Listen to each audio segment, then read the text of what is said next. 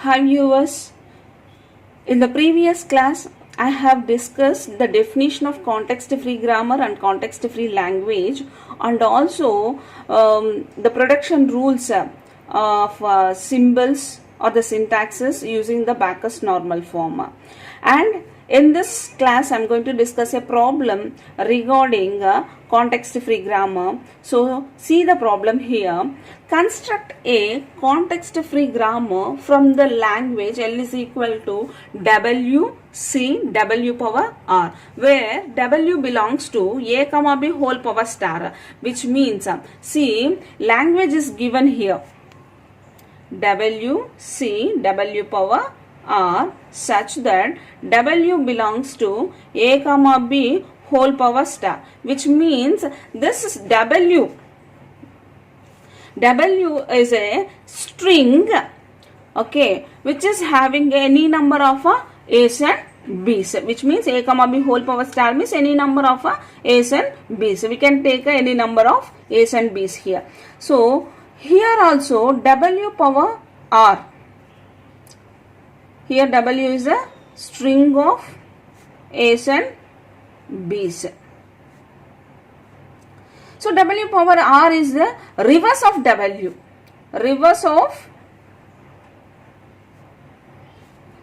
string of or reverse of W string. So for example, if I take let us consider W is equal to A B. Then what is W power R? Reverse of W. So B A. Likewise. Okay, now I am forming the language here. So first of all, when I am using A comma B whole power star, there is a possibility of epsilon also. If string W is epsilon, if a string W is epsilon and W power R is a epsilon. So epsilon means null string. So if I take epsilon for W and epsilon W power R is also epsilon, then a language consisting of only the C. C is a terminal here. C is not a non-terminal, it is a terminal. Terminal is a represented with a small letter. So I have taken this string here. So we know what is a language. Language is a set of strings.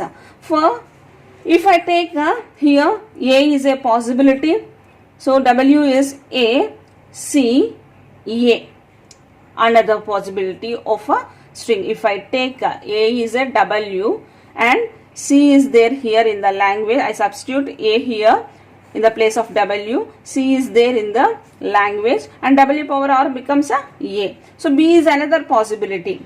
So B is another possibility. I have take C as it is and reversing of this B is B.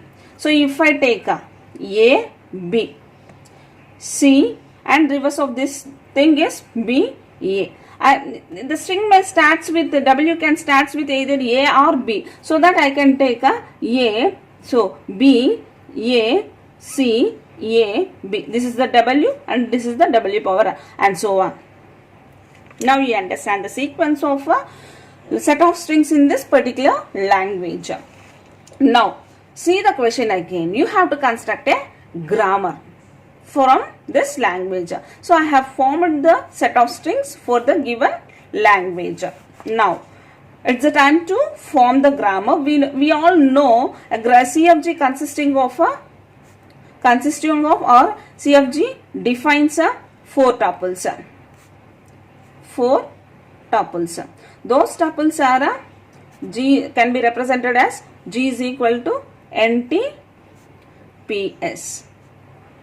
So set of input alphabets, T is a set of non-terminals, T is a set of terminals, N is a set of non-terminals.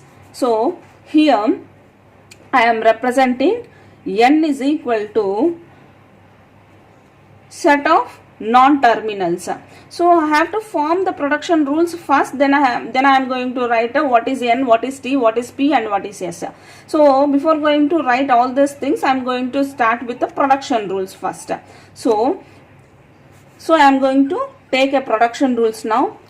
I want C, but I am going to derive a C from a grammar. So every grammar starts with a start symbol. So I am considering here it has a start symbol as S. S derives C. So first string satisfies. Okay. So to the language I am substituting, adding this particular C. So to add this string to the language, what can I do? Again, S tends to A. S is C. If I take S here, if I substitute S in the place of here, then I get a C. So here by placing S tends to A, S, A, in the place of S I can substitute this particular C. A, C, A. This string is satisfied. One more thing. S tends to B, S, B. If I substitute C here, B, C, B. So this string is satisfied. That's enough. Why? Because again, so if you want this particular string, so this particular string means here I am mentioning this is the consolidated production rules for this language. So I am substituting here S tends to A, S, A to get this string. So see the string here. To get this string, what can I do here? So A, in the place of S I can substitute this production. So B, S, B, A. So here I am substituting the S symbol. So S symbol with this first production. A, B, C, B, A. So now I get each and every string in the language with this 3 production rules.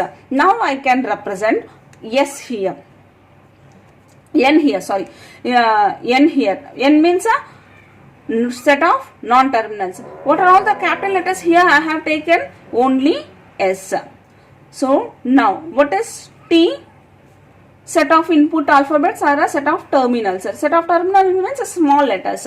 Here I am having small letters as A, B, C. Next. So these are all the production rules. Production rules for the language.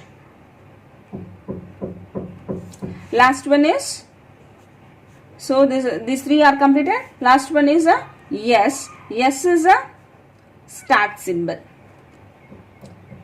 So for a given grammar, likewise you have to form a set of strings to get a language. So set of strings is nothing but a language. From the given language we are going to frame each and every string. From the strings you have to write the production rules, and finally we have to mention all the 4 tuples likewise. With this the problem is completed. Thank you. Thanks for watching. For more updates on flat classes, subscribe my Rajni Tutorials YouTube channel.